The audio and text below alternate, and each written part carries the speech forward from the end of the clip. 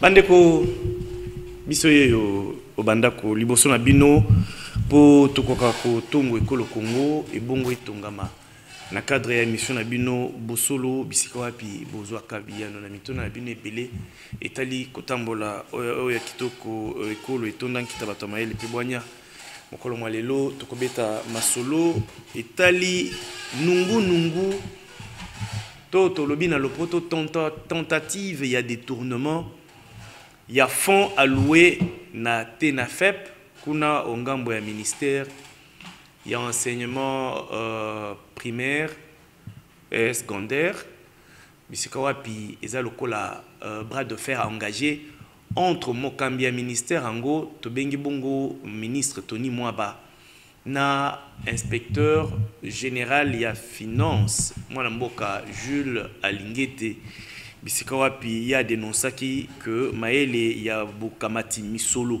kotia na libenga ezali ongambo wana lokola autaki ko dénoncer pe tentative ya détournement kaka mikolo miuti kolekawa kuna ongambo ya ministère ya formation professionnelle tolobelaki yango pe na émission passée lokola oyo uti oleka pe sengeli pe tolobela yango mitona eza ebele bosolo ezali wapi nani akoloba bosolo ndeko Jules Alingeti to ndeko Tony Mwaba to koyoka ba parti nyonso mibale bakoluka ko se défendre makanisi yango bokoyoka mituna na bino bokozwa biyano na bayike bandimi mbela na bino po bapesa biyano na makambo yango tokobeta pe lisolo etali blocage to bozangi koyokana na boponi ya ba remplaçant ya Corneille Nanga na ba acteur nyonso ya CENI manque à consensus na kati ya ba confession religieuse mituna ezebele banganga nzambe bakozangisa biso bako faire perdre biso ngonga alors que tu as dit que ma ponomi est singeli et soutenir en 2023 to qui position à la muka na likambo ya CENI to yibi positionnement ya baike bandako FCC ba pesi position na bango nyonso wana to komituna est-ce que ya solo so to kobika na kotambola boye to koza penza solo ma ponomi na 2023 mituna ebele biano bokozwango na bosolo ya mokoma lelo bandeko na esengo to yambi mwana mboka Jules Mividi ou azali bongo coordonnateur ya association ya ba jeune leader ya grand bandundu mwana mboka ondimika mbote na biso ozongi selinga maloba boye malamu na biso na tonjo botondi ndeko Yves merci beaucoup mwana mboka Yvon Yanga aza elongo na biso ya azali Bahatiste na kati ya Bahatiste boyoki malamu kombo ya mwana mboka Bahati Lokwebo président ya Sénat bango bako tambusa makanisi maye bako tambola pona olakisa ba action na ye babimisango polele maye mwana mboka professeur Bahati akosalaka boye malamu mwana mboka merci ndeko Yves papi comment ça boye malamu ozali secrétaire exécutif national et Alliance des travailleurs du Congo ATC boyete félicitations pour yo yebi po ani na ko peso félicitations boy tokati sana lo mbango to ya mana esengo te to lo babo to souhaiter bozongi bolamu na bosolo na mwana mboka Médard Kankolongo mituna ebele ba appel ebele bande kwa Luanda Médard Kankolongo yeyo bande kwa Dar es Salaam Médard Kankolongo yeyo bana Kinshasa Médard Kankolongo yeyo mwana mboka bozongi bolamu ozali président national ya Congo en avant lingoma politique na kati ya union sacrée de la nation esengo mingi ndeko Yves ata ekomiki ndima kaka ko lobandika mote ya linango yoza mutu kwamba tuko se soumettre les bisba union so bameto ngisaki pona ngaki ngayo inazongi na bosolo potro bakape solo boy totondo ki ba pela vana yao na mutu na lalite na bande kunanga ya ngula ngayo nazongi babona lo banamu tena tiki sango pesanga pa mais on a nos akalo zana kati akoloba totondo ndeko Jean-Pierre Belesi o yabiso ya mikolo nyonso FCC à Joseph Kabila PPRD à Joseph Kabila boye malamu mwana mboka na kati ya bosolo matondi mingi Yvon Yanga songiso ngana lo ba FCC à Joseph Kabila ya koseka boye malamu ndeko na pesio matondi mingi ndeko Yves na boyambina poka lelo nako pesa nakosenga nako pesa pe bozongi malamu na ndeko na ngai Meda auto débattre chaque fois mais nako kota na songi ya ndeko Yvon Yanga te koseka na yo na koseka moko suspect donc naza kuna te boy voilà na binonde to ko kabola makanisi po total bisiko wapi to pesa biano na mitune belé ya bayimbo kalokola to mesana yango to banda lisolo na nani mera kankolongo eze pana zo maloba ndeko eloko nini ezolika na ministère ya EPST sima boko ya mwana mboka bolongoli mwana mboka ndeko na biso Willy Bakonga ba charge qui est moi mingi ako kamba ministère mabe misolo eko kendaka na mabenga likolo au lieu kende bisika esengeli bato bakosala musala bafutama tout ça mais toyo komona que ce qui a solo maé Jules la lingeta la kisi to komona ngeti leur Bakonga azalaki makambo ezaki otambola mwa malamu mwa mingi po oyo penza ce qui eza solo que misolo esengeli kofuta ba surveillant to ba contrôleur na tango ya examen ngo atena FEP en tout cas to épreuve ngo atena FEP to komona que to ça eloko te to kozonga na sima entre Tony Mwaba na Jules la lingeta nani akoloba bosolo makambo ndeko na tondi yo botondi na sepeli mingi na invitation na yo omoni na lingi to solola mboka très bien pamba te oyebi ngai nalaka muntu napesaka IGF makasi na ngai otala lolenge bakambi mboka na nyamunyamu na bato akanyaka otalike musolo ya bayimboka eko otaka na libenga ya bayimboka so otali par exemple makambo luzolo bambi ya lobaki toliko bungisa 15 milliards na mbula alors que le budget en Bourg est à 4 milliards à l'époque. Donc, vous comprenez que les 4 fois le budget du Congo est là qui entre les portes des individus. Donc, il était grand temps, il y a coaché le Lenge ya Sika, il y a Kokamba Mboka. Namoni IGF aye, na lobi iyo. Ata na IGF, ene moi makambo mingi na ko reprochaka bango, mais na lobi to ko bondisa. Mais musala ba ko sala ali musala kitoko nako pesa ndakisa pesa ndakisa na mituna ki par exemple na mona ki IGF akende ki par exemple na oyo alobaka oyo gouverneur wa Tanzania kama naona ni mwana mo alobaka poete ya saka oya kama mande wapi sasa alobaka tebu ya zalaka so na gouverneur ni ngomona ni wapi sasa yopendo bele c'est ça gouverneur ni bele c'est mais gouverneur il y a what province il y a Kota Katanga alors bagale mingi ndeko ya kabila na Tanganyika les autres provinces à Tanganyika azalaka gouverneur aza suscité la référence que vous avez vraiment on a besoin de faire donc yewana donc au comment que batindi mission de contrôle kuna namona qui est pas ya Muyej et pas Manguez Mans na comprendre que le lengeni ni IGF ha on est qui mobile là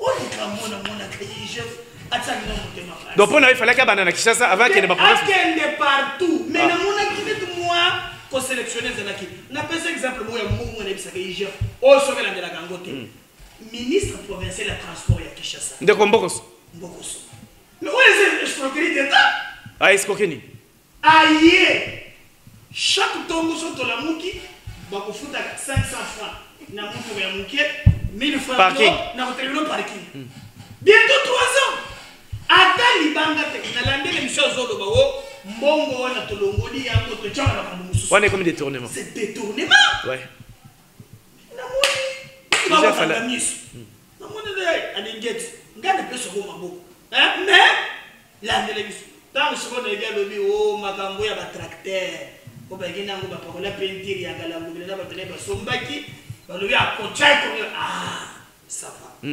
donc en fait on ne peut pas décourager Moussala et IGF mais il y a quelques babylons que j'ai fait quoi bongisa muntu nyonso ko tele de la IGF landa na sima indice ya muyibi eza na ka otoza ngo lelo sozui EPST ozui na bango nyoso mibale na moni divergence place ya grave ezate c'est problème bayoka na mala par exemple Tony Mwaba alobi ndenge eza wana mbongo moyen et combattre na ba fin fond exact problème d'infrastructure bien les choses pour ne pas parce que ndeko kamba mboka moyen ni tuka e ko ba kona nzela la kate et puis le qui batouana ba sembela wana yali bato e basala kaka lelo au futu bango lelo ba journalier sous l'hôpital ba journalier pour na ba wesekele ko futa bango na maboko et toni moi ba lobby et zalaka nde bongo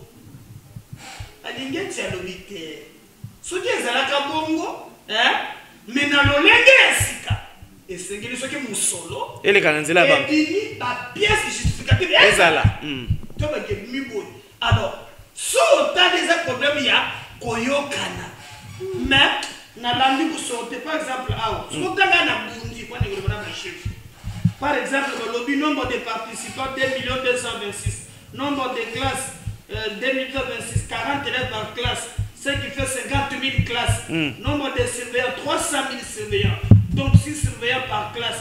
Collation au moins de 300 000 surveillants. Vous faites ça fois 40, vous avez 12 milliards de francs. Mais sortie de fonds, il y a 31 milliards. Hein? Donc apparemment, nous sommes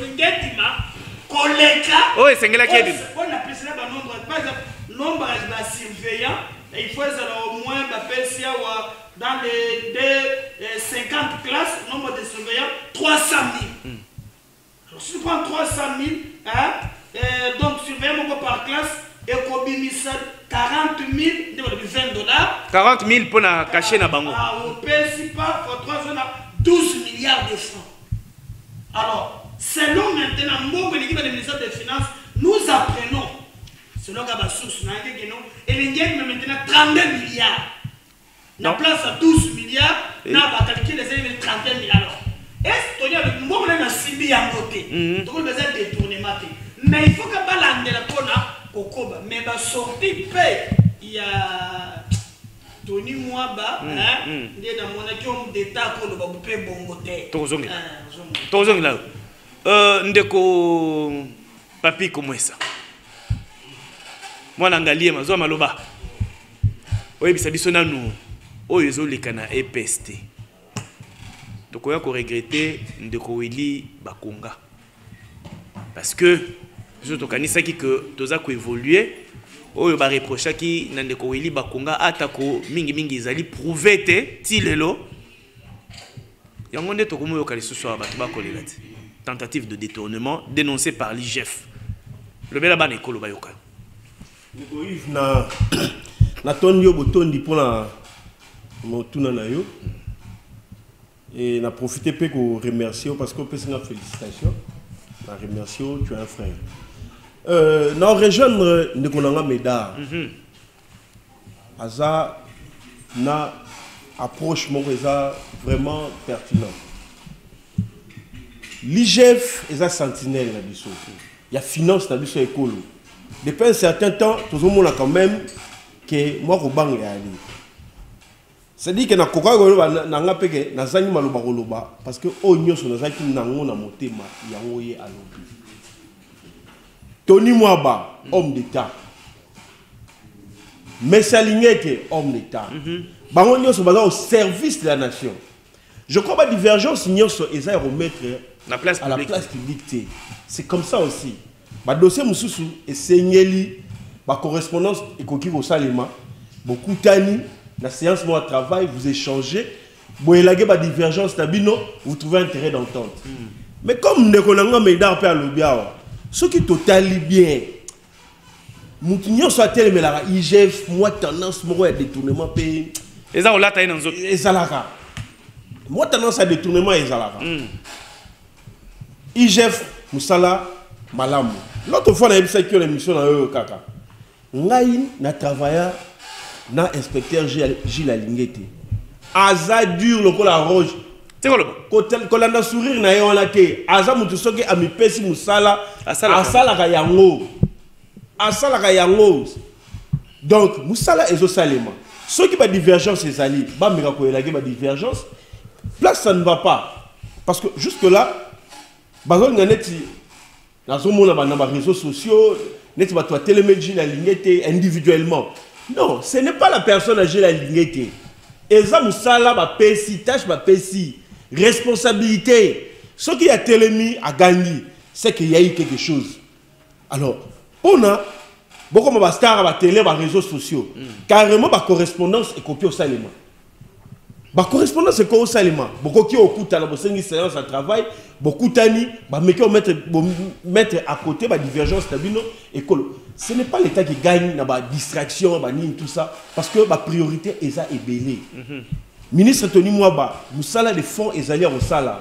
Gratuité enseignement, oui. Mais qualité, bientôt là, ça sera la rentrée. Voilà. Dans quelques semaines. Dans quelques semaines, et ça rentrée. Toi, si c'est sous na nini bloco d'union sur toi assisté dans monter. Parce que au Ebike, dans la salle de classe, dans une même salle de classe, pour la gratuité enseignement, on trouve parfois des salles de classe, il y en a 70 enfants. Oui. Alors, enfants dans la bas peut-être 3-4. À cause de l'espace, il y a qu'à améliorer l'écriture dans il y a qu'à bien réfléchir tant il y a beaucoup de questions, des films et belés et ça dans le ministère. On a la distraction. À côté de la distraction, déjà moi j'apprécie son travail.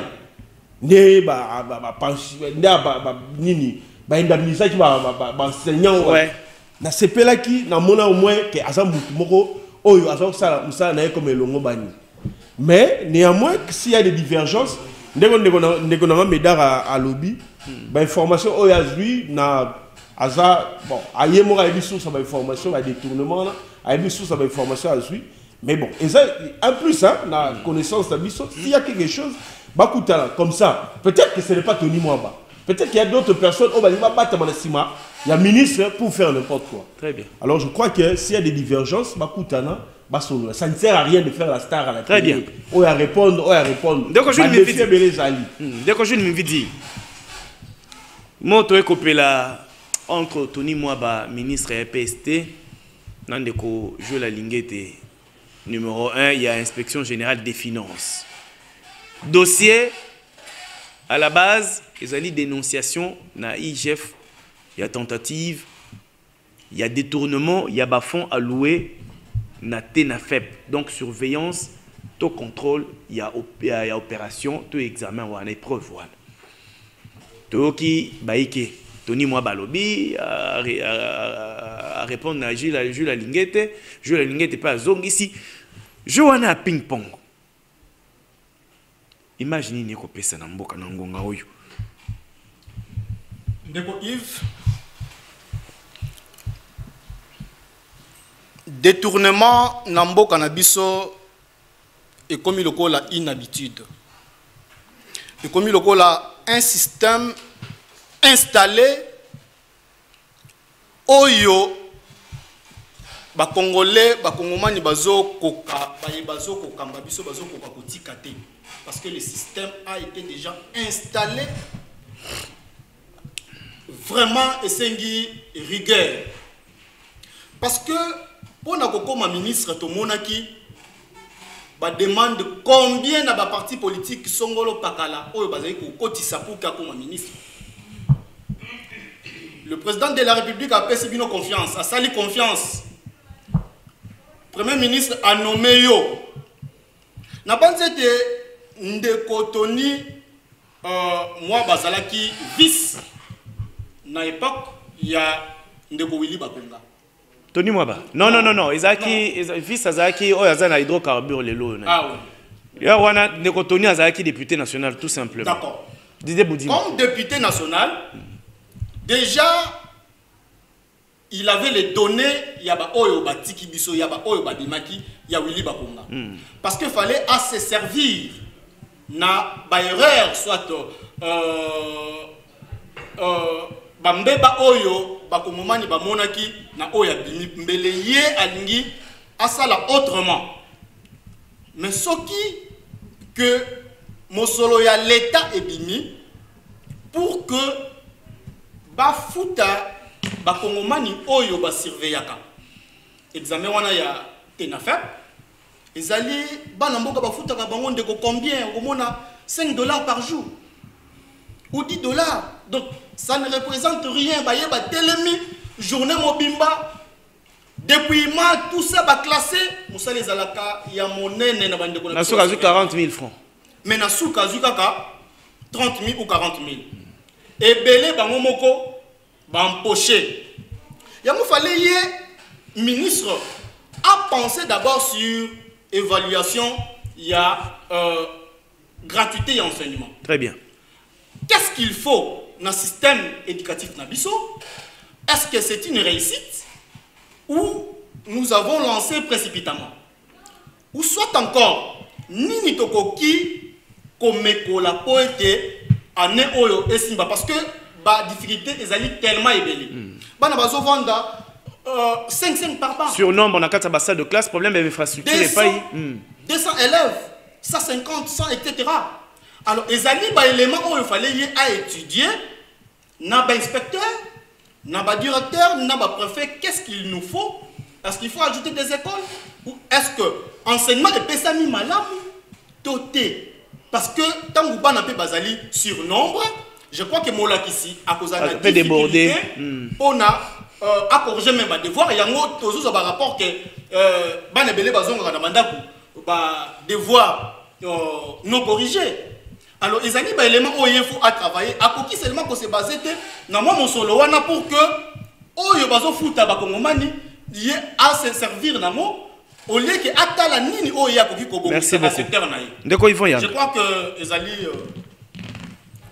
De quoi ils vont yanga malobé panayo comme tout na mokowana maïma kolekana entre EPST na IGF ils ont préoccupé population baba artiste pour aborder vous avez comment la question tout beaucoup analyser monde. Merci Ndeko Yves pour l'invitation na yo. C'est une question très importante parce que ça fait partie aussi des sociales des Congolais. Très bien.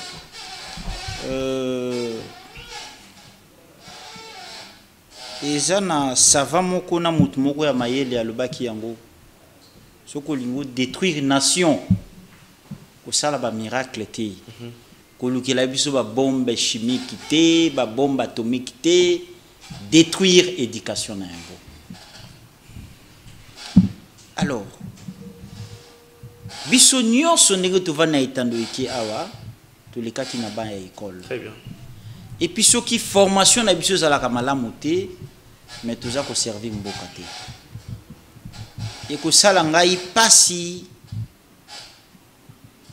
comme na concrétisation.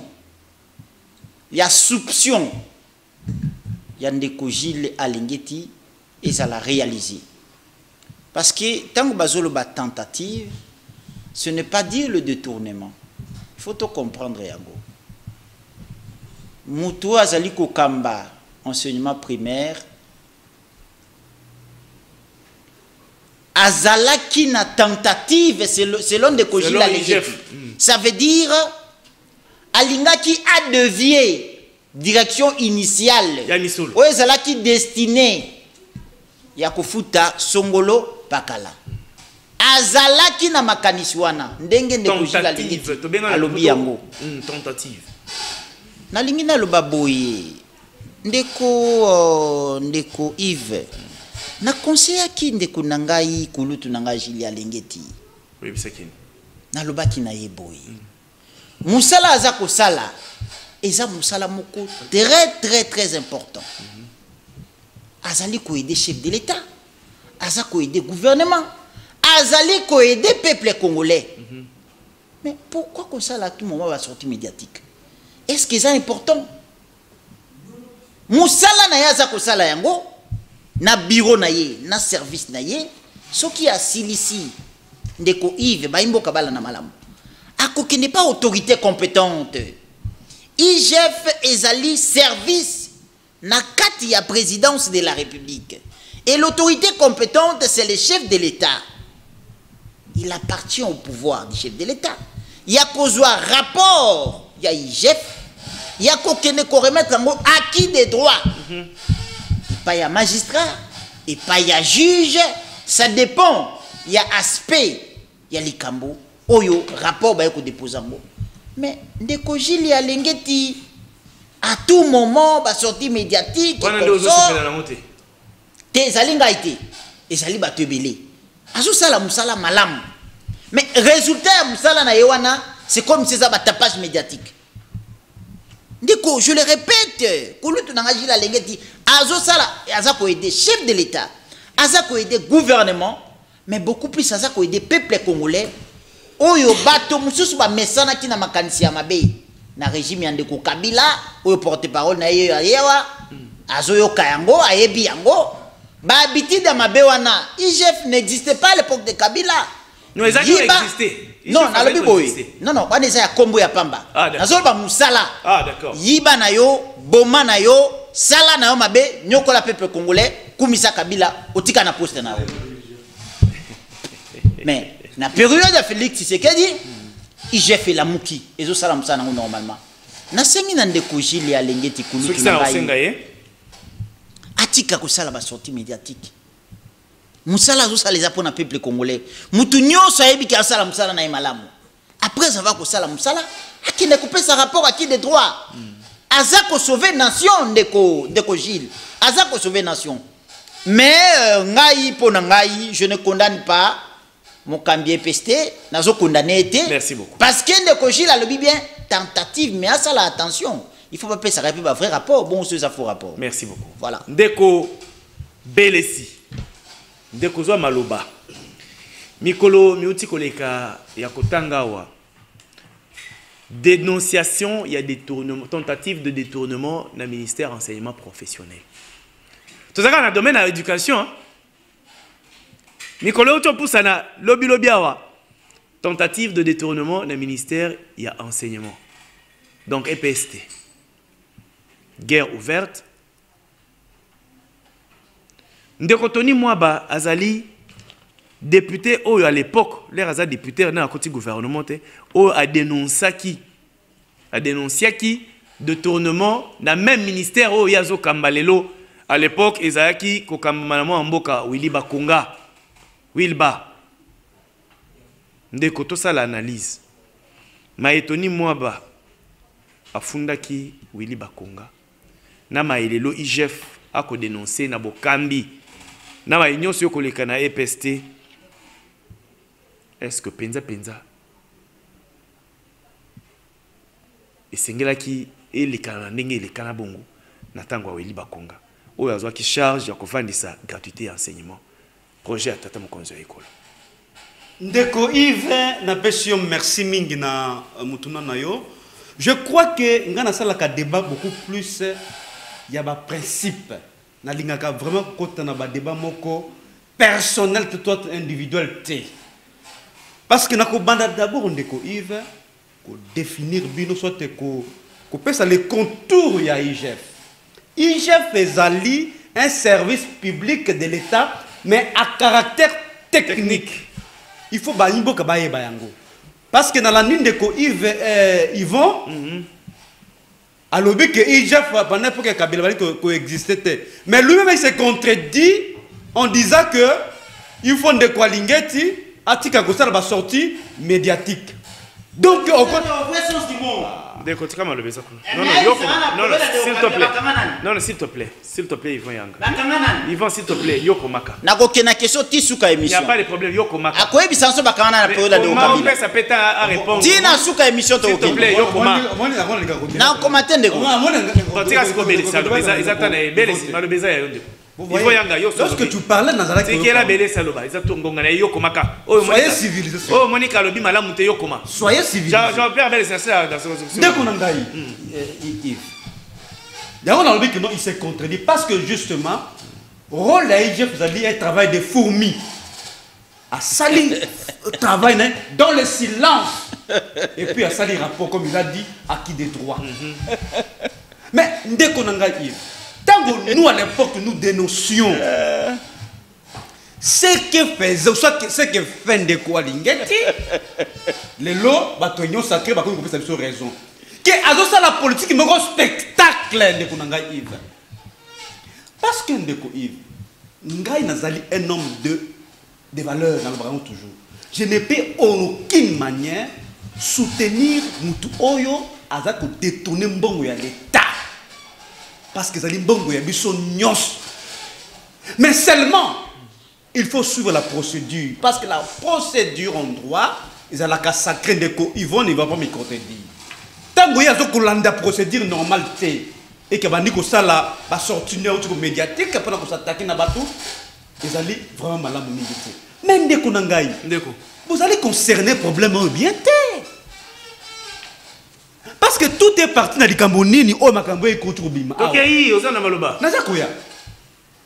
Mais tout est parti dans dossier ya Veridos. Dossier Veridos de makambo bandi wana de kunangai. Ok. Dossier oyo ndeko Tony Mwamba. Ayaki kokuta yango. Et que ndeko alingeti alingaki a favoriser ba camarade ba ami na ye personnel. Pour qu'il va décaisser 2 millions d'euros. Dans un dossier à Kala. Et ça dossier, ça dit, 2 millions d'euros pour que bah étudier na biso ba zobakar ba élève, j'allais dire, ba zobakar biométrique.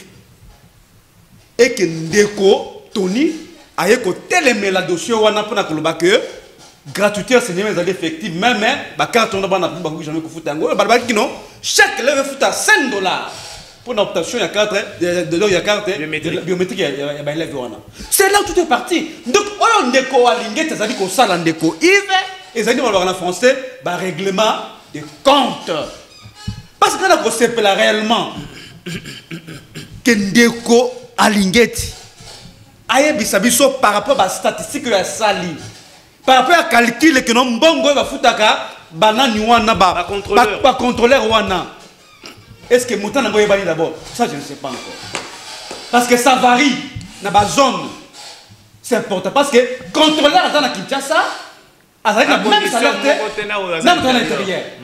Est-ce que tous ces calculs-là ont été faits pour nous dire non, voici le montant global.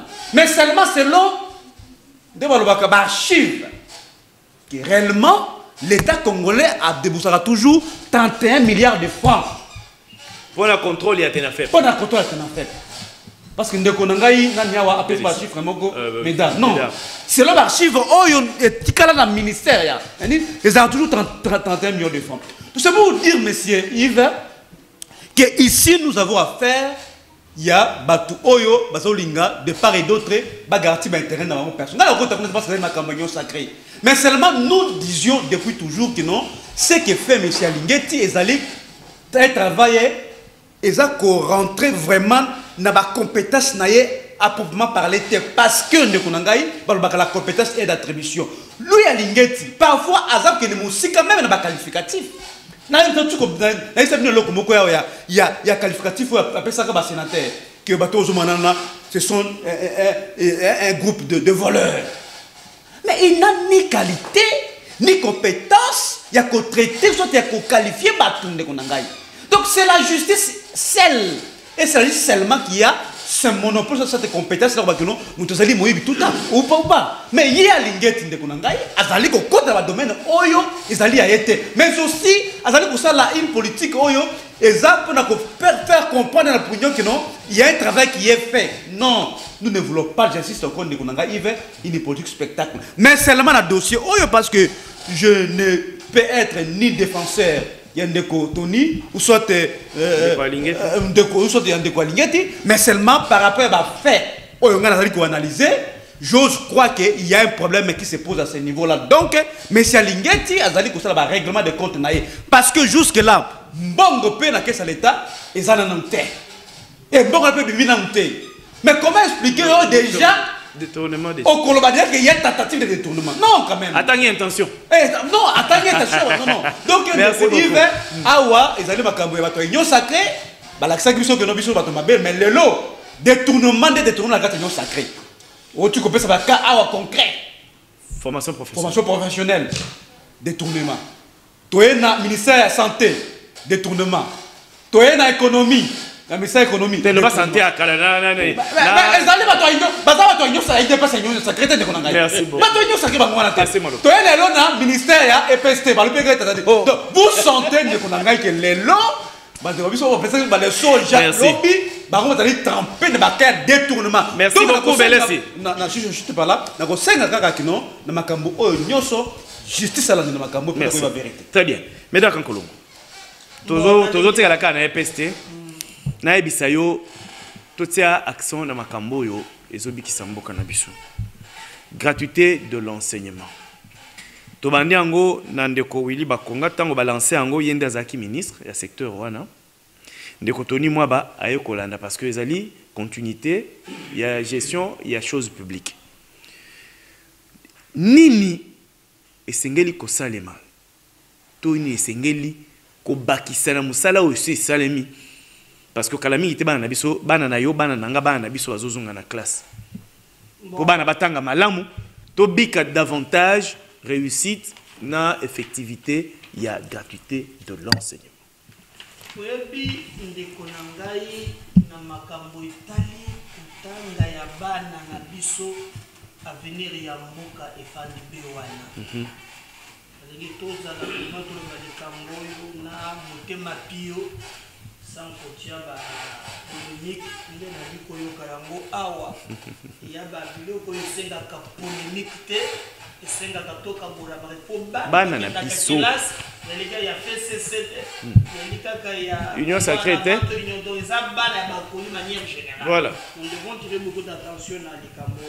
Nous devons lobby d'une manière générale. Bon, bandi comme il marque 31 milliards. Milliards, oui. C'est ça, milliards. C'est l'homme archive, oui, c'est l'homme archive. Ah, mais ça, j'ai des frappes. Mais bango, problème na bango ba qui pas katende za ina kabili. Banani. Mukubwa 31 milliards ekiti. Mais Tony na moi balobika. Malobezawa bele sikoma bele otopekisa kivo yango. Bango ba 30 ekendaka wapi te. Nganjo peso ba chiffre.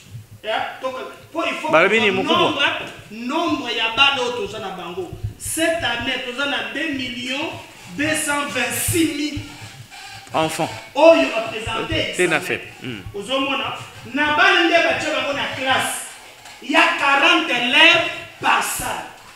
Na salle moko, c'est-à-dire nous aurons au moins 50 000 classes. Dans ce que sont les chiffres. Ce qui ferait que ceux qui ont eu maintenant nombre de surveillants 6, na salle nous aurons 300 000.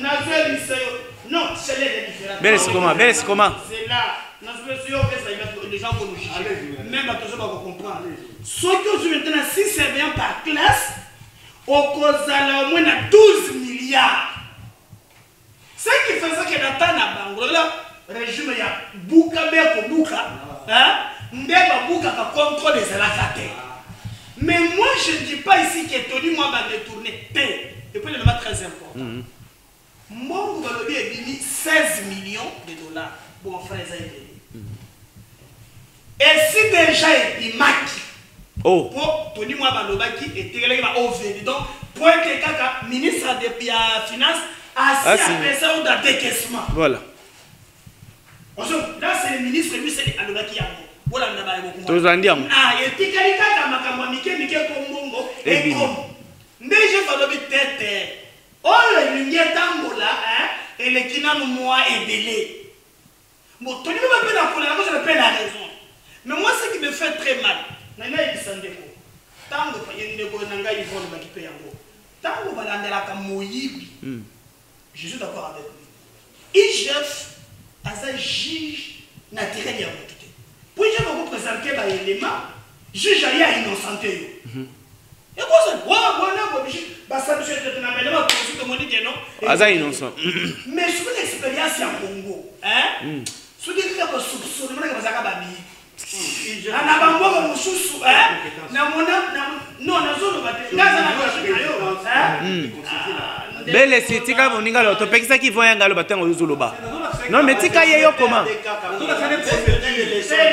bele si me boyozo sa lokola ifo yanga tika kasi oyo lobinga na ko kontinali abako sera ba légation de makawana mais na bazusi batalike makambo ba oya bandaki koloba ya libongo te et autre même à le président de la justice mais enfin je sais qu'on contredire pays et lobby te ko eligne ya lobby ezaka ka solo te pour y muto qualifier comme merci alors même maintenant de la lobby ce qu'il y a Congo ezala ka soki batangi mutu bolanda le malamu suka suko mona zaka na merci beaucoup ya ko mona quand même maintenant tango basambisa n'était pas la mienne. Je peux combiner de la moko.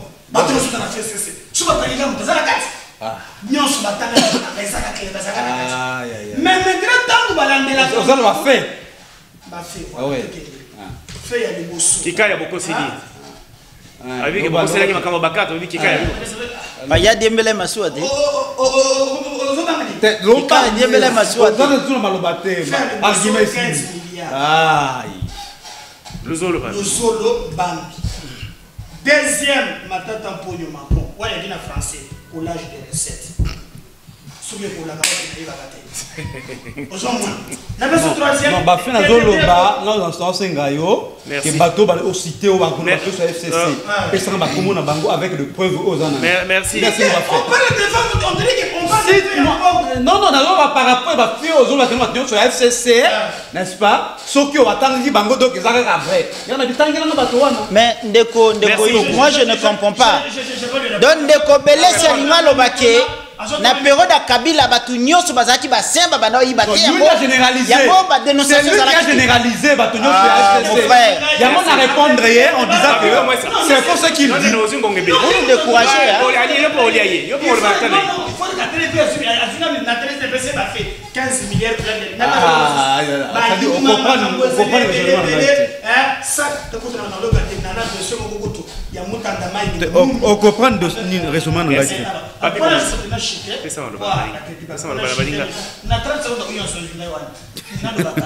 le plus important, tant que la justice au balandela, ce qu'on appelle la clameur publique. Merci. Donc nous croyons que bango azala kamuyibi, au fait papa le mna ibaka mbongo l'état. Dis pourtant que la kanango munene wana. Papa le mna ibaka bisongo na biso. Oh, bango. Merci beaucoup. Papi comment ça?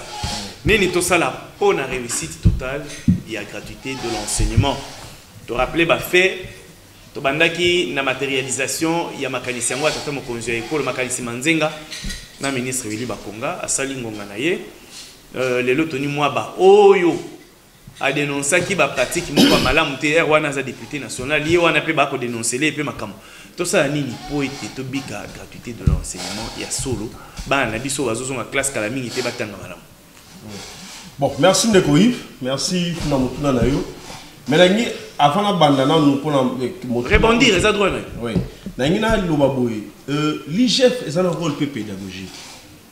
Mon va sortir médiatique ne bande ko na ba se plaindre voilà. L'IGF a un rôle pédagogique. Ça fait un temps détournement et comment qu'il le la culture na biso ne valeur mo na moka oh parce que dans le pouvoir Kabila Beti 18 ans aucune condamnation m'a détourné. C'était les mêmes personnes de Basako après avoir détourné au moins un gouvernement prochain responsabilité de donc quand l'IGF faisait le babouille, ils appellent la science de décourager bateau par l'intention de toujours voler.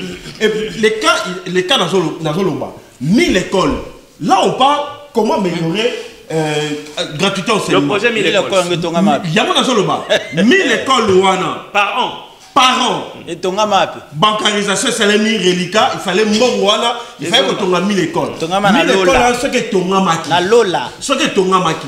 Tout ce déploré système il y a 5 élèves na bamoko, 4 élèves na bamoko. Infrastructure scolaire. Infrastructure scolaire. Les gens on est se pencher tant sur les lots mais bon, comme dirigé, ça dit que il y a ma responsabilité. Bah PSIO, charge ma PSIO, il faut qu'on améliorer. Voilà. Moi, je pense qu'il faut projeter dans un futur proche construction, il y a ma salle de classe dans l'école publique. Et puis, bah mécanique améliorer nos salaires parce que session budgétaire d'ici là c'est la session budgétaire. Voilà. Bah mécanique améliorer le salaire à l'enseignant parce que son talent la plupart il y a bateau oh ça va AVC et ça va enseignant. L'école publique, oui. Et ça va enseigner. Je suis en transporté. Jour dans un transport dans Okende. On a passé, on a saigné à mon thème. On a dit moi 2000 francs dans la poche. On a dit et là que au sala, ils sont nobles. Parce que au moins l'intelligence wana bana tant bien. Donc il faut que me revoir dans l'Igwana. Enseignant à l'aise. moi subvention, moi prise en charge médicale. Donc, infrastructure adéquate. Voilà. Et puis, conditions, il y a besoin de transmettre le savoir, voilà. Enseignant comme il souciait. Ce que si se repose à cours, même s'il faut, l'école publique, sauf enseignants, au moins, ils sont allégés. Et puis, et même PSP, quelque chose comme ça, ils ont s'occupé dans ma soin, dans tout. MESP, excusez-moi, parce que. Et mais quand on met à c'était dans le Cameroun. Il faut qu'on dénonce votre valeur. Il faut qu'on décourage. Ceux qui disent fait lobby, tous sont responsables partout là où tous allés. Et là, on a la preuve dans le Belela, on dit que Belela, c'est notre monde. Tout ça, les 18 ans, ils ont un système. Moutaïbi va payer ses responsabilités. Baï, condamné, on mettre devant justice. La preuve est qu'il n'y a aucun, depuis la RDC, il n'y a aucun premier ministre qui va s'enrichir. Le premier ministre n'est pas s'enrichir, ça, il va période d'année. Il y a Joseph Kabila. Mais ils n'ont jamais été condamnés. L'enrichissement illicite. Chacun ne fait l'État comme si de rien n'était. Ce sont des modèles, par exemple, ça dit taux de croissance à 3 chiffres. À notre époque, on a payé la dette. Parfois, il faut avoir honte. Merci beaucoup. Ndeko Mimvidi, Jules. Amélioration, il y a condition pour gratuité, il y a enseignement effective. Il y a un autre cause là-bas, on a besoin de malam. Ni ne sengeli et bakisama. Pour bana bakende classe malam, batanga malam. Batunyo so babete la tata mokonzo ekolo babi gratuité oyo memeli biso oyo ezaki na mobeko li konzi mais oyo sengeli et s'appliquer et ya solo ezako s'appliquer na ndenge sengi. Ndeko Yves na bandi gratuité et enseignement et pour soulager bakongomani et belé parce que pas ces aki makasi ba parents bazali ko futa mamala muté ba fonctionnaire mais tangu ndeko Félix aye na gratuité et enseignement ba parents et belé ba komi soulager mais kasi et souki wana te parce que fallait to loba nini oyo et kendeli to évaluer nini oyo pe sengeli ko sala. Oye bien que le système éducatif il y a mboka na biso ils allaient vraiment na moi baisse là il faut reconnaître parce que balakisi bazalaki pour fouta mamala monté quand même c'est soulager na ndenge gratuité yé ba comment fouta mapé na banque mais kasi et soulager vraiment mala monté pourquoi parce que ba enseignant ba komika ka kozwa na suka ya sanza. Moi prime pewana oyo bazalaki kozwa et za lisusuté. Alors mon lakisi oyo il faut affouter transport à cause de la fin du mois il faut affouter ndaku alors prime na katika tezalité yango tozali ko senga pe na l'état soki ba koki ko kanisela balakisi ya école publique et moi prime moko ko esongolo d'abord ezalaka pour que soulager bango et permettre le transport et permettre de coller d'abord et permettre bana na bango pas la mo malamu enfin que bazelaka oyo ya suka sanza kasi nde ya mo poser ko mona ndeko Yves acharnement ya 5 ans pe e wutika kana gratuité enseignement parce que kuna bazalaki ko bika malamu surtout na ba école conventionné catholique bazali ko senga biso ba eto zali ko tangisa bana kuna Minerva les zalaki motuya kasi ndenge gratuité eye ba mona ki pe mabe ndenge pe ba charnement na bango ezali wana.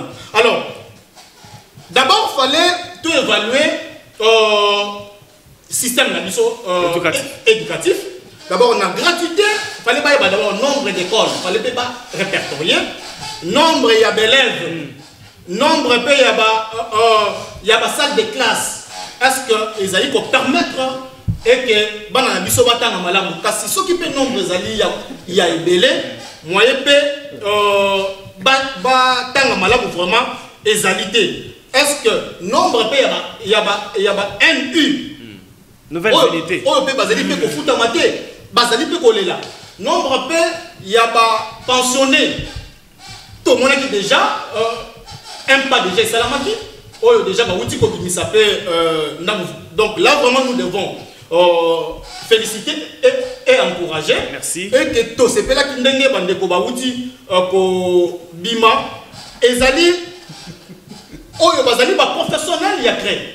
Oyo fallait to valoriser bango parce que mayele oyo biso tozali nango soki biso tozali koya na ba plateau ndeko if biso totangaki na bamboka na chasser ya sac de biso zalaki chasser ya sukali oya pilungo wana to tcheba kaye na banzi bandeko bazali ko la évoquer totanga classe totangaki na première nous avons étudié dès na première totangaki parce que na temps wana balakisi bazalaki ba modèle na biso tozalaki voir même na bekol tozalaki convier ba tous même bana balakisi même ba moment bazali convier ba tous que tozalaki kutu ke koloba ke ngai na ko mabe molakisi pourquoi parce que bazaki na vie moko ya malamu un modèle na bourgeoisie bazali ko merci ndeko Jules Trosongela yo merci beaucoup ndeko Yvon Yanga gratuité de l'enseignement ba défi ya ko relever pour être condition oyo bana bazotangela bala kisiba ko tangisela ekene malamu. Merci Ndeko Yves. Le plus grand défi, Oyo Mibeko ya mboka ekoma kindeti ba papier mouchoir na moment Ndeko Kabila. Et cela qui respecte article 43 de la Constitution. Et le Bini. Et le Bini pour la gratuité enseignement. Très bien. Même si ESA est totalement respecté à 100%, parce que le Comoroté n'a pas aux à 100%. Mais au moins, il y a ce qu'on appelle volonté politique manifeste. On commence par l'institution président de la République, à Saliango. On est Kabila promulga qui Constitution en a tiré l'eau. Et tu as des papiers mouchoirs. Maintenant, entrée, il y a fonction à chef de l'État actuel, Félix Tshisekedi, à Yekoko Misango, réalité. Deko, et Salneti, Pessingazo Tomalili, n'a aucune déco à PPRD à Zaliboso Nangawa. Deko Belesi. Ndeko bele salobi batangela ye nani na période Kabila aiba te papa ayo lo bien on lingala aiba baimbo kabala na biso ba aiba atangela ye alors ngana so pesa ndeko réponse boye yanola na période ya ndeko Kabila batu nyonso ba bandeko shembo kabasa ba parfait ata mutu moka aiba te baimboka ndeko ya PPRD alobi batangela ye na période ndeko Kabila nani aiba mbongo ya mboka ngana répondre ye na période ndeko Kabila batu nyonso bazane ti ba ange mutu moko aiba te bino baimboka bo pesa réponse nayoki makambo oyo ndeko azali koloba alobi ndeko Gilles Lengeti asala ki likopa na bandeko na ba camarade na ye pona montant moko ya 2 millions d'euros. Mais OESA, accusation gratuite, hein? C'est grave. C'est grave. Okay, avant de venir dans un plateau comme celui-ci, papa, il faut se renseigner. Au moni ma bé à bande quoi FCC n'a pas perdu. Au lieu de reconnaître ne ba boma kimboka. Ba gérer qui ba institution amene ya mboka. Ba reconnaître ngo. Ba poussa na pembeni ya mutu alinga bon mboka. Ba koma na moi mayele. Ba zoya kana ki gros de la chaîne à télévision. Ndeko Gilles Lengeti a ça qui complicité il y a 2 millions na ba camarade na ye nyonso aneza ba jalousie. Moi je le dis et je le répète Ndeko Gilles Lengeti azo sala musala kulutu na Gilles Lengeti asa musala na ye kitoko nazolo bango kitoko asa parfaitement sala ngo kitoko mais na conseiller atika ko sa ba sortie médiatique apesa ka rapport à qui des droits siko nazo ebisa ndeko asa la différence asa la différence. Il y a un moment ya ndeko ya Kabila oyo batu na bango ya PPRD ba détruire mboka koyiba koboma kosala mabe batikale ukanga mutu moko te. Ce sont des grands détourneurs bandeko ya PPRD na FCC de triste mémoire. Tu es un avocat. Merci. Mon frère, mais je pèse mes mots. Je ne suis pas en train de manger. La plus grande personnalité politique de la République et c'est la directeur de cabinet chef de l'État. Je le répète, la plus grande personnalité politique de la République, c'est la directeur de cabinet chef de l'État. Le hasard. Merci beaucoup. C'est un exemple à suivre. Nalobite Kendeko Vital Kamera Ibaki. Mais comme il y avait de rumeurs, des soupçons, il y avait des rumeurs, des soupçons. Né Azawana. Merci beaucoup. Mais, à Kokipe Kobima, un jour, à Kokipe Kobake, Aïba Kite. Il y a un Ingnabisa. Ndeko Yves n'a soutenu ça des secondes. Na l'Ingnabisa Ndeko ya Pépère de Boy. Na ko conseiller bango bafana kana ndako. Argument monsieur. Batika koleka kana ba itando ike. Merci. Message Jean-Pierre Belesi. Défi et Sengeli Bakongomani. Donc gouvernement a relevé pour na kokende na amélioration, il y a effectivité, il y a gratuité et renseignement na biso. Toyebi, to analyser na binoawa beaucoup de choses. Absence, il y a d'infrastructure ou bozang ikokoka, il y a ba salle de classe et ba condition paix à balakisiango, base à la paix à l'aise ba transmettre connaissance. Nyoso wana, ni etikali sali mapo kala mingi te to kota rentrée scolaire. Ndeko Yves, merci beaucoup na mutuna na yo. Je crois que nakobanda na ndeko Yvon pour nakoyi ça que non lorsque vous avez une émission comme celle-ci, prenez le temps de vous renseigner avant quoi qu'on baba sottise sur ces plateaux parce que en fait ce que qui va terme un peu perdre abandi hein la thématique oh baba yo kaba moi ça repéser ma sottise moi j'encourage les gens qui viennent inciter ba imboka bolanda landa ba mona yedia il parle de la sottise ah oh bon ici ngo lisusu oh là là ils insultent mon frère merci. Je reviens pour vous dire ceci, monsieur Yves, il faut tout éviter du populisme sur ces plateaux. Mais aussi, lorsque vous venez sur un plateau, si c'est un plateau aussi serré comme celui-ci, avec des allégations gratuites, vous êtes des détourneurs, des voleurs. Mais prouvez-moi, monsieur, citez-moi, je vous ai donné, n'appelle pas notre défi. 1000 écoles les a. Ah, monsieur. Tangela a 10 écoles place ton gamin. Monsieur, non, il a dit que je le prouve. Mais non, mais permettez-moi, monsieur. Tangela a place 10 écoles ton gamin. La personne de Kofoka, c'est raison. Non. Qu'est-ce qu'il connaît? Parce que digne. Il y a un débat républicain. Jean-Pierre Belesi. Non, Jean-Pierre Belesi. Pourquoi poser la question? Tu dois arrêter avec ça. Tu dois arrêter avec ça. Jean-Pierre Belesi, attends, non, ils vont tu dois arrêter avec ça. Jean-Pierre Belesi, je vous respecte. c'est là. Tu dois arrêter. Boto Sangaï na plateau. Je te l'ai dit. Jean-Pierre, Boto c'est pas Nangaï, s'il vous plaît. Dans la Bible. Je disais non, dans la Bible. Non, Théo Canada. Moi, mise au point. Mais yo moko katimia maloba ouais. Mais oui. Il y a 4 raboutali. Boyo Kangaï, s'il vous plaît. Boyo Kangaï, il a 10 écoles. Il a 10 écoles. Il a 10 écoles Botonga. Belé, c'est pas ça dans le maloba. Bozo a 1000 écoles, il a 10 écoles Botonga. Il faut y avoir malobeza sur panaoté, s'il te plaît. Merci Ndeko. Merci pour Boto Sakangaï, s'il vous plaît. Dans le Bible. Malobeza li et pas Jean-Pierre Belesi. Mais à cause de non, s'il te plaît, Yvon. Oh yo Monique alobi malamute comment s'il te plaît. Et puis Jean-Pierre Belesi.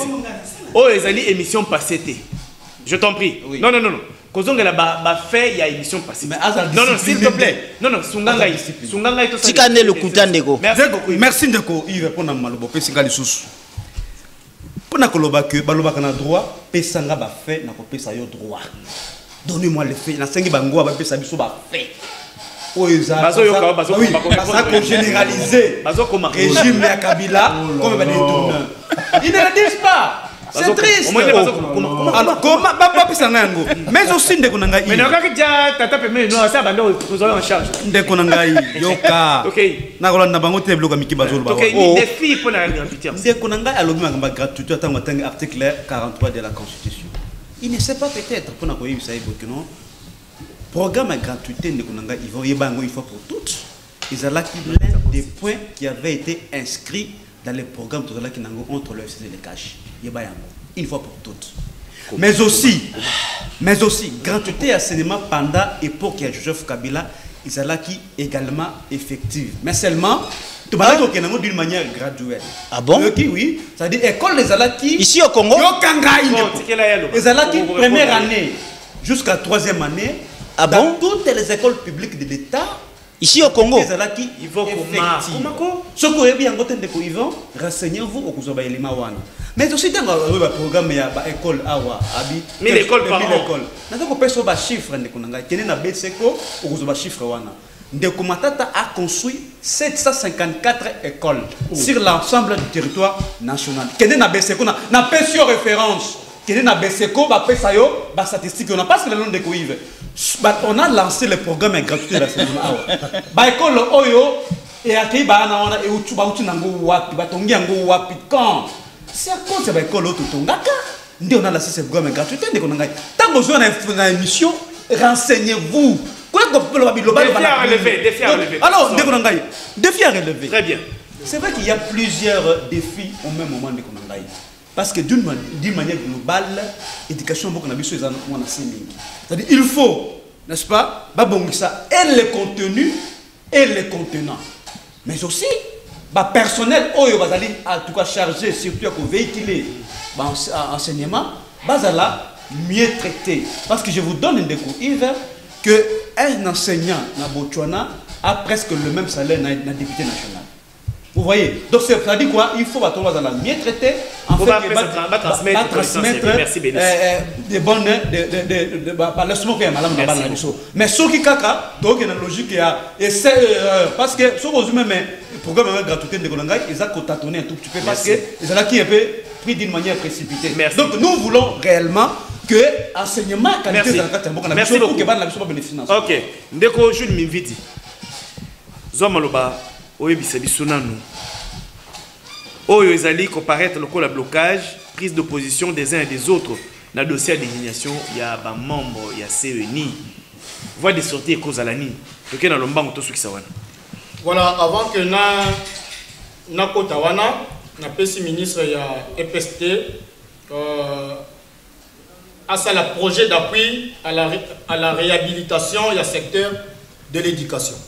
Alors on a aucun blocage, il y a choix d'animateur, il y a CENI. Parce que la confession religieuse, c'est un délai supplémentaire l'Assemblée nationale, c'est là on va pour trouver consensus. D'abord, on a s'adresser à bandeko ya FCC, na bandeko ya Lamuka. Et pas une abisso ezali na d'âge moko soki na lobité na komemanga mwe pa ya population yo bazo benga ngai wana pendande caché na yo na débat OK proverbium très bien oza isaka ngote parce que ça la biso bien pesa ndeko balobi boye na ba ungani balobi nini ke tinike nyoko ba windi la ne et la question c'est quoi ça? C'est le Congo, la richesse du la Congo. parole. Merci. Et la question parler, nous respectons les uns les autres. Lumbole la biso. Balobi ndeko Yves na lingala balobi eteni ya nyoka. Baboya ka yango eza na maboko. C'est-à-dire boke bokila. Bobomi bazo kabola par oyo bakopesa yo soki o remarqué que za mutie yo zwa nani eza na maboko na zwa eza na maboko no si mozo réclamer très bien mais soko boy eza na se ba mikolo bakoki bakopimbela yo okeko bela fièvre wana politique de la chaise vide puis des personnes c'est quelque chose non na mboka oyo très bien ndeko kati ngai to succès yake musika te na kaisa succès na dash one ndeko zamalo succès ndeko siko minutes nango kopesa belesi to pesa c'est FCC oyo azali ko contredire tango biso to ko contredire il y a comme problème voilà il y a ko contredire asili ya komi ko kanga na plateau oh Yamon Tolobi Boyeke, je vais terminer par dire ceci que les 8 confessions religieuses, Bandekoya Senko, il y a l'église protestante, Bakanisate que Bangonde Bazokonza, les 6 autres. Toutes les voix sont les mêmes. Ceux qui sont égales. À voter. Donc, merci beaucoup. Très bien. Yvon Yanga. Ceux qui basent au na vote. Yvon Yanga. Tout ça la nini. Poto bima na o eza ko paraître le col blocage, manque de consensus. La confession religieuse, la désignation, la présentation à procès verbal. Merci Ndeko Nazo Jereba Minute Nangai. Justement 2 minutes. Oui, merci beaucoup. Tuya pona to le babosolo ha. Ba imboka bazolanda biso. Pesa bosolo. Nazo répondre pas à Ndeko ya FCC à Ndeko Belesi, tanga ekombo. Ndeko Belesi boyete. Belesi peut-être ba bien. Te faut ba FCC pour accompagner batalukuta. Ah d'accord. Maloba na yo yango. C'est fort. Ndeko alobi na ngai na pesa ye ba preuve ya détournement. La période na bango. Et puis bangi singaye salanga même tout passi. Alobi ki na kende soki na Beseko na kuta 750 écoles construites par le premier ministre. Oya kala matata poni. Ndeko nazoza ba minute na nga ba imboka bazolanda. Na pesa ngo Ndeko Belesi. Atangela nga 15 écoles na Kinshasa. Ndeko journaliste ba minute ba imboka. FCC baza bato kuta. Balinga toke na bango contre mi. Ndeko alobi na période na Kabila ba détourner bazala kité. Na lobby dossier a mis l'école. Ndeko alobi ke Ndeko Matata atonga 750 écoles na territoire national. Na lobby na Ndeko Boy. Ba minute na ngai journaliste apesa atangela biso 15 écoles à na Kinshasa. Merci beaucoup. Ndeko pesa ba minute na ngai. Papi comment ça le crédible. Na ok na oti na suka. Pona nini? To sala nini? To esengeli nini pona ko débloquer situation oyo na kati ya ba confession religieuse parce que ba sengeli sous délai supplémentaire à l'Assemblée nationale. Merci Yves pour la motuna na yo. Et ça question moi est vraiment capitale hein. Et puis avenir ya mboka pe ezo dépendre na ba économie. Ezo dépendre na basengi délai supplémentaire parce que nous sommes africains. Délai accordé. Nous sommes africains. Quand les violences ne s'accordent pas, donc na l'arbre, na palabre, on a tout échangé, tout la guerre la divergence. La divergence, c'est besoin de trouver. Moi, je pense que c'est sanitaire. Mais les temps aussi, les temps comptent. Parce que, l'église catholique, parfois, ça va foutre en avant. Tant que on s'en a bon, ils ont négocié qui n'aiment pas bloquer pour l'élection et ça nini pour un glissement. Baïmoka, baïeba, bamona makambo nyoso n'engeli kolikalaka. Bamanevre nyoso zo salema oyo. Mais au moins, à propos à prolongement au Basengi, moi je crois, parce que là, je viens de suivre les prophètes de Dokamba, oui. À lobby, après avoir échangé dans des confessions religieuses, c'est-à-dire ECC, dans l'église catholique, ils croient quand même que dans les prochains jours, on va retrouver un compromis quant à ça. Mais néanmoins, il faut mettre tout le monde devant ses responsabilités. Très bien. Parce que la population est malibanda pour le Félix Antoine Tshisekedi et il faut rappeler aussi que les églises catholiques, principalement catholiques, qui se comportent comme un parti politique. Oui, qui se comportent comme un parti politique. Qui se comportent comme un parti politique. Il faut avoir un rôle primaire. L'église va jouer dans le rôle comme ça. C'est vrai que nous sommes tout une école catholique, tout une église catholique. Mais parfois on peut pas trouver. Soit on a côté un moment où très bien. Jean-Pierre Belesi. Déco. Awa bino FCC. Vous allez parmi Batu Oyo. Baboy kotinda liste ba délégué na bango na CENI. Vous allez parmi. Exactement. Très bien. Confession religieuse bazoyo kanati. Nyonso wana ngonga ekokende. Tolobi na 2023 ba misusu balobi ekolexata 30 secondes de thé. Il faut qu'en 2023 toke maponomi. Ba on ba alexander. Siko maponomi wana ekosale mandenge nini? Na ngonga nini pendant que bino acteur politique sengeli bosala musala ndiko tuna banganga nzambe boko benda ngonga mulayi. Nani akozala responsable? Bango. Na ngonga tango soke koleki na opona kosala malobeze pa na je crois que na kolanda ndeko Yvon parce que il est à coup d'argument Alors, ce que nous avons dit, élément à Tuningawa, n'a pas si référence, ce que vous allez un chercheur, allez vous enseigner, au cas où statistique, il y a la construction, il y a l'école sur l'étendue du territoire national. Mais seulement pour la question, il va y avoir que, le but poursuivre, soit les contextes dans lesquels la CENI, soit la CEI à l'époque et la CENI aujourd'hui a été mise en place, ils ont dans le sens il y a qu'à recréer, il y a qu'à créer même la confiance entre les acteurs politiques. C'est ça le but de Konangaï. Mais si aujourd'hui nous sommes dans ces contextes, c'est justement parce qu'il y a marqué, il y a confiance entre les acteurs et prioritairement pour nous appeler, il y a qu'à diriger CENI. Que ici nous avons besoin déjà du point de vue indépendance na bango et créer doute et nakati ya batu.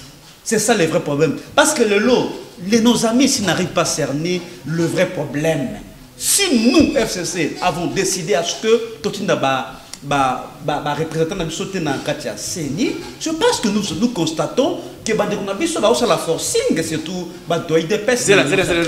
Vous voyez le forcing ezali, mais forcing est kozala ndenge nini tomoni délai oyo ezalaki epesamaki eleki tomoni bureau assemblée nationale oyo confié musala wana bapesi délai mususu délai wana limbisa délai wana mususu eleki tomoni délai mususu tokomo ke na troisième délai supplémentaire forcing est kozala ndenge nini.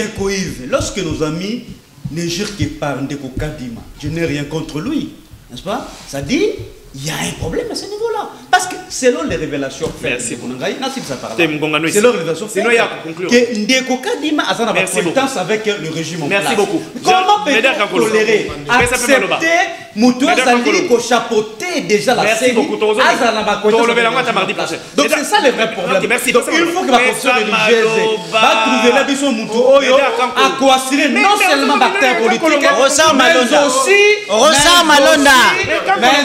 toute la population son indépendance de par son impartialité.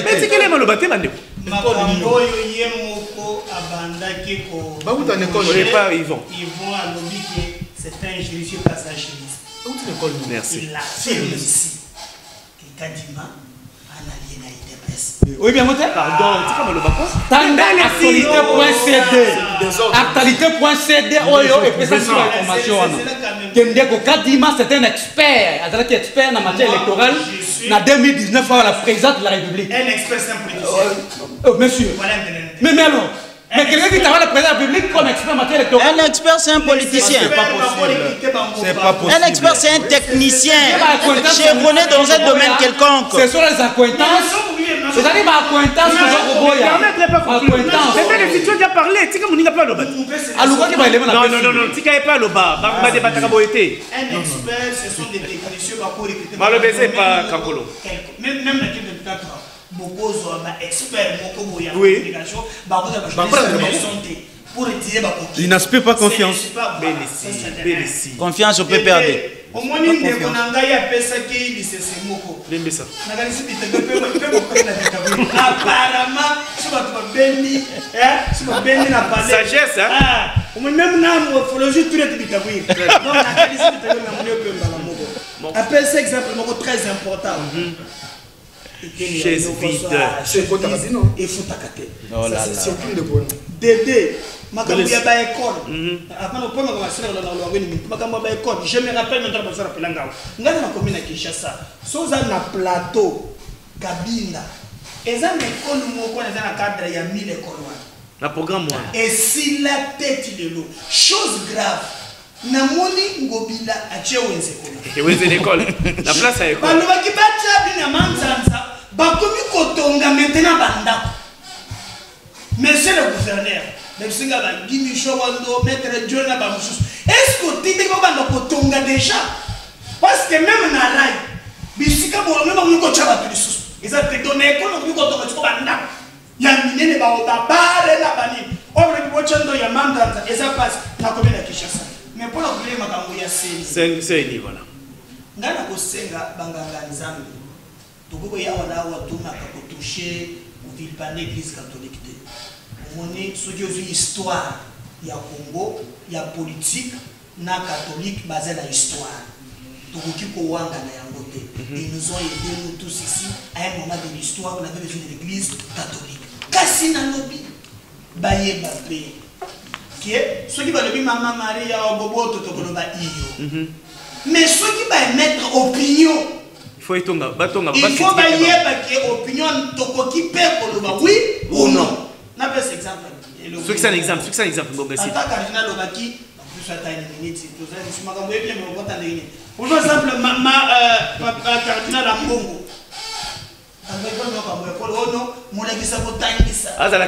Catholique. Papa cardinal. Wana mbongo bafuta kabalaki sikuna ya la mbongo badeli ya catholique de l'état ngape na za l'état.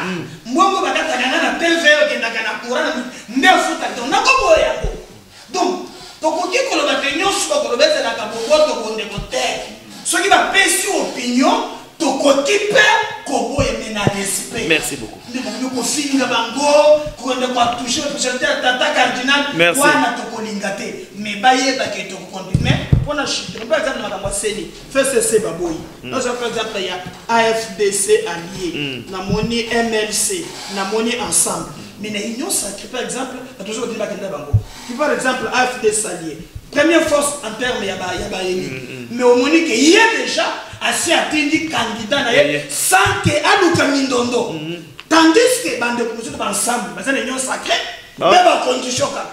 FCC contre na bangote parce que ba to ba bachaka ba mangungu boy. Je dois dire qu'on ne peut pas nous intimider. Et on a qui manda ko yemo intimider, a qui manda na bomba yemo ko, on peut intimider et azate. Ba kotinda ça c'est dérange la constitution. Merci beaucoup. Merci. Merci beaucoup. Merci Merci. Merci. Merci Béli. Vous voyez que non, il y a une cohérence. Merci Bandeko. Je suis désolé. Nato Libino, ndenge bondi Makimbela, tokutani mukolo wa mibale bizakoya. Nzambe batele ko le Congo, pesa bonya na mayele na bakambi pour passer le peuple.